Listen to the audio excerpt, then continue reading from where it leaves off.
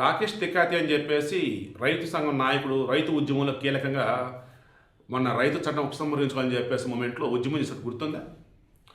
అతనికి సపోర్ట్గా నిలిచిన వాళ్ళు, అతనితో పాటు ఉన్న వాళ్ళు ఎవరు ఎక్కువ మంది అంటే ఖలిస్తానీ వేర్పాటువాదులు. గణేష్ గోల్డ్ తాకట్టులో ఉన్న బంగారాన్ని విడిపించి కొనబడును. సంప్రదించండి 9966651144. ఈ ఖలిస్తానీ వేర్పాటువాదులు అంటే ఎవరు?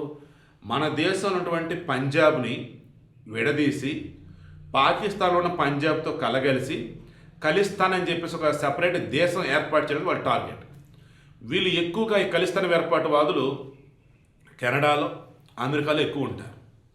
మొన్న ఈ కాక్రోచ్ జనతా పార్టీ ఉద్యమం అప్పుడు కూడా వాడు కెనడాలో ఉంటాడు. మొన్న మధ్య ట్రంప్తో కూడా ఏదో మీటింగ్లో భేటీ డబ్బులు ఏదో కట్టేసి ఆడవాడు కనపడ్డాడు. వాడి పేరు మర్చిపోయాను. సో వాడు వీళ్ళకి డబ్బులు సప్లై చేశాడు. వాడేమంటాడు? మోడీ ప్రభుత్వం పడిపోవాలి, దానికోసం ఏమైనా సరే చేస్తానంటాడు. ఆంక్ష త్వరలో ఖచ్చితంగా లేచిపోతాడు. ఎన్కౌంటర్లోనో లేదన్నప్పుడు అజ్ఞాత ద్రవిడ వేసేస్తారు. సో ఇప్పుడు నేను చెప్పేది ఏంటంటే, ఈ బొద్దింకులు కాక్రోచ్ జనతా పార్టీ అంటే బొద్దింకులు జంతర్ మంతర్ దగ్గర నీట్ ఎగ్జామ్కి సంబంధించి పేపర్ లీక్ అయింది కదా, దీనికి బాధ్యత వహిస్తూ విద్యాశాఖ మంత్రి ధర్మేంద్ర ప్రధాన్ రాజీనామా చేయాలని చెప్పి నిరసన వ్యక్తం చేశారు కదా. మొదటి ఎవడో పట్టించుకోరా, మధ్యలో ఎవడో పట్టించుకోరా. సోనం వాంగ్చుక్ ఎప్పుడైతే హెల్త్ తేడా కోసం ఆసుపత్రికి పట్టుకెళ్లారో, వీళ్ళు చెలో సంసద్ అంటూ పార్లమెంట్ భవనానికి పిలిపించినారో ర్యాలీ అన్నట్టు, అప్పుడు వచ్చారండి. ఈ మొత్తం కూడా స్క్రాప్ బ్యాచ్.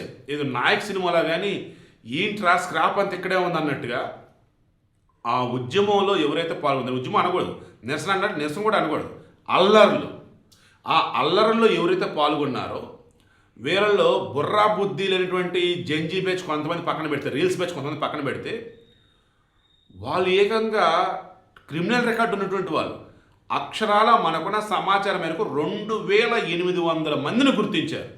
వాళ్ళ డేటా వేలిముద్రలు మొత్తం దొరికున్నాయి. ఇప్పుడు వాళ్ళని ఒక్కొక్కటి ఫిల్టర్ చేసుకుంటా పోతున్నారు. ఎవడోడు ఏమేం చేశాడని చెప్పేసి మొత్తం సిస్టమ్లు మొత్తం వెతుకుతున్నారు. మీరు గమనిస్తారో లేదో, ఆ రోజు దాదాపు 100 మందికి పైగా పోలీసులకు గాయాలైంది. ఇందులో కొంతమంది పోలీసులకి హెల్మెట్ ఉంది కదా, అక్కడ వాళ్ళ కెమెరా లాంటిది కూడా ఉందన్నమాట. దాన్ని మొత్తం విజువల్స్ మొత్తం రికార్డ్ చేశారు. అందులో వీళ్ళంతా దొరుకున్నారు. ఈ అభిజిత్ దీప్కేవాడు ఇప్పుడు ఏమంటున్నాడు? అమిత్ షా కూడా రాజీనామా చేయాలంట. అసలు ఎవడు వీడు? మన ధర్మేంద్ర ప్రధాన్ రాజీనామా చేశారంటే ఇదంతా కూడా మోదీ అండ్ అమిత్ షా వేసినటువంటి ట్రాప్. సరే వీళ్ళు నిరసన వ్యక్తం చేస్తున్నారు కూడా చేయనిద్దాం. ఇటు అజిత్ దీప్కే అసలు ఎవడు? ఈ కాక్రోచ్ జనతా పార్టీ అంటే అసలు ఏంటిది? అండ్ సుప్రీంకోర్టు చీఫ్ జస్టిస్ వచ్చేసి నకిలీ డిగ్రీలతో ఎవడెవడో వచ్చి రైట్ టు ఇన్ఫర్మేషన్ యాక్ట్ అంటూ ఏదేదో సేకరించి దాని మీద అద్దె నిధం చేసేసి బతికేస్తున్నారు బొద్దింకల్లాగా అని ఆయన ఎవరో అంటే ఏంటి? ఈ అభిజిత్ దిక్కుబడి అప్పటికప్పుడు వచ్చేసి కాక్రోచ్ జనతా పార్టీ అని చెప్పేసి ఒక క్రియేట్ చేయటం ఏంటి, ఒక పేజ్ పెడతాం ఏంటి, దానికి లక్షల ఫాలోవర్లు అవ్వటం ఏంటి, అంటే ఆడ అమెరికాలో ఉండేసి వాడు ఇప్పుడు ఇండియాకి రావటం ఏంటి, ఇండియాకి వచ్చి రాగానే ఈ రకం నిరసన ఏంటి, సరే చూద్దాం కానీ అని చెప్పేసి టైం తీసుకున్నారు. నేను బాగా క్రాస్ చెక్ చేసి చెప్తున్నా, Dharmendra Pradhan neat paper leak అవ్వగానే మేలోనే రాజీనామా చేస్తానని చెప్పాడంట ఆయన. వద్దు మీరు ఆగండి, ఖచ్చితంగా ఇప్పుడు నిరసనలు వస్తాయి, ఆ నిరసనలో సంఘ విద్రోహ శక్తులు యాంటీ నేషనల్స్ బయటకు వస్తారు, వాళ్ళందరూ మనం రౌండప్ చేశాక వాళ్ళందరూ లెక్కలు తీసాక అప్పుడు మీరు రిజైన్ చేద్దామని ఆగండి అని చెప్పేసి చెప్పారట. ఇది సాక్షాత్తు బీజేపీ ఎంపీఏ చెప్పాడు. దెన్ ఎగ్జాక్ట్ వాళ్ళ ప్లాన్ వర్కౌట్ అయింది. ఈ కాక్రోచ్ జనతా పార్టీ ముసుగులో నీట్ ఎగ్జామ్ పేపర్ లీక్ అయింది అన్నదాన్ని తప్ప మిగతా మొత్తం నిన్న కానీ జగన్మోహన్ రెడ్డి కానీ సిదిరి అప్పలరాజును పరామర్శించడానికి ఏదో ఓదార్పు యాత్ర ఏదో జైల్లో ఉన్నటువంటి వ్యక్తిని అన్నాడా? చనిపోయినటువంటి దానయ్య కుటుంబాన్ని పరామర్శించాలి, బట్ అది వదిలేశాడు. వీళ్ళకి అలవాటే కదా చంపిన వాళ్ళని మర్డర్లు చేసిన వాళ్ళని పరామర్శించడం, వెనకేసుకురావడం. సో అలా సిదిరి అప్పలరాజు దగ్గరికి వెళ్ళాలి. ఆ సిదిరి అప్పలరాజు దగ్గరికి వెళ్ళడానికి 6 గంటల సమయం ఉంది. సాయంత్రం 5ంటికి అపాయింట్మెంట్ ఇచ్చున్నారు. 5ంటి లోపు ఎప్పుడైనా సరే వెళ్ళొచ్చు. ఇతను అటు తిరిగి ఇటు తిరిగి అజ్జేసి ఇచ్చేసి హడావుడి చేశాడు. సిదిరి అప్పలరాజు కొడుకు ఆడావున్నాడంట. సిపిఆర్ అంటే ఏంటని అంటాడు, చెస్ట్ పంపింగ్ అంటారు, కొత్తగా ఏదో చెప్తున్నారు. సరే సిదిరి అప్పలరాజు కూడా సిపిఆర్ చేశాడంట. ఆ దానే బ్రతికుంటే చావుబూతుల మధ్య ఉంటే వదిలేసి వెళ్ళిపోయారండి వాళ్ళు. సో జగన్మోహన్ రెడ్డి ఏం చేశాడు? సిదిరి అప్పలరాజు కలవటం తప్ప మిగతా అవన్నీ చేశాడు. అది ఒక్కటి చేయాలి. అలా ఈ కాక్రోచ్ జనతా పార్టీ నిరసనల్లో కూడా వచ్చిన వాళ్ళు అల్లాని పొగిడే వాళ్ళు కొంతమంది, రాముని తిట్టేవాళ్ళు కొంతమంది, బీజేపీని తిట్టేవాళ్ళు కొంతమంది, ఆర్ఎస్ఎస్ని తిట్టేవాళ్ళు కొంతమంది, దేశం విభజించాలని చెప్పేవాళ్ళు కొంతమంది, హిందువులందు పడి ఏడ్చిన వాళ్ళు కొంతమంది, ఇలా చెప్పుకుంటూ పోతే రామాయణాన్ని కూడా నానా మాట్లాడిన కొంతమంది, ఇలా ప్రకాష్ రాజ్ గారు ఎవరెవరో ఉన్నారు. ఇదంతా చూసినటువంటి అక్కడ నుండి ఒక ఆమె నీట్ ఎగ్జామ్ రాశాడు వాళ్ళ పిల్లోడు, ఆమె తల్లి వీళ్ళు నిరసనలు వ్యక్తం చేస్తున్నారు, నా బిడ్డ నీట్ ఎగ్జామ్ సరిగా రాయలేదు, సో న్యాయం జరిగిద్దేమో చూద్దామని పాపం అడిగి వచ్చి రోజు నిరసనకు వస్తుందట. బట్ నీట్ ఎగ్జామ్ సంబంధించి తప్ప మిగతా మొత్తం మాట్లాడుతున్నారు. ఇక ఆమె దగ్గర ఉన్న ఇంకుని వాడు మొఖాన్ని చల్లేసి ఏం చేస్తున్నారా మీరు, రోజు వస్తున్నారా, నీట్ ఎగ్జామ్ పేపర్ లీకేజ్ సంబంధించి తప్ప మిగతావన్నీ మాట్లాడుతున్నారు, ఎవర్రా మీరు అంతా అసలు అని చెప్పేసి ఆమె. ఇక ఈలోపు ఆమెను పక్కకు తీసుకెళ్ళిపోయారు.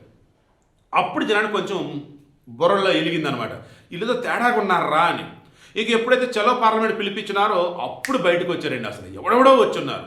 వీళ్ళకి మరల జునైదా సంస్థ ఎవరో ఒక అతను సప్లై చేశాడు. అతను నడుపునే చిన్న సెలూను ఏదో అంట, రోజుకి 5 లక్షలు వర్త్ ఉన్నటువంటి డబ్బును పట్టుకొచ్చి వీళ్ళకి ఫుడ్ గిడ్డు మొత్తం పెట్టాడంట. ఇప్పుడు అతను ఆల్రెడీ పోలీసు అదుపులో ఉన్నాడు. సో ఇలా చెప్పుకుంటూ పోతే అసలు ఎవరెవరికో ఫండింగ్ వచ్చింది, ఎక్కడెక్కడి నుంచో వచ్చింది. దాంతో ఇక్కడ ఉన్న వాళ్ళు మేపుతున్నారు. ఎలాగంటే ఒక ఫుడ్ ఫెస్టివల్ అనేది తయారు చేశారు, దాన్ని పేరుకే నిరసన అని, బట్ ఆ ఫుడ్ ఫెస్టివల్. ఇక నైట్ ఏంటంటే ఎవరెవరు ఏదోదో చేశారు, ఆడ మగన్న తేడా లేకుండా అడ్డదిడ్డమైన గలీజు జోకులతో మోడీని రిమైండ్ వాళ్ళని వాళ్ళ యొక్క అంగం గురించి కూడా, అవయవాల గురించి కూడా నానా రకాలుగా మాట్లాడుతూ క్యారెక్టర్ అసోసియేషన్ చేస్తూ వరస్ట్గా బిహేవ్ చేశారు. ఇలా రీల్స్ చేసి పట్టిన పనికి మనని గుర్తించారు. మెటాకి నోటీసులు ఇచ్చున్నారు, ఆల్రెడీ ఇన్స్టాగ్రామ్ బ్యాచ్కి, ఫేస్బుక్ బ్యాచ్కి నోటీసులు ఇచ్చున్నారు. అండ్ ఈ రీల్స్ పెట్టిన వాళ్ళు ఎవరైతే ఇండివిజువల్ గుర్తించేసి వాళ్ళకి నోటీసులు పంపారు.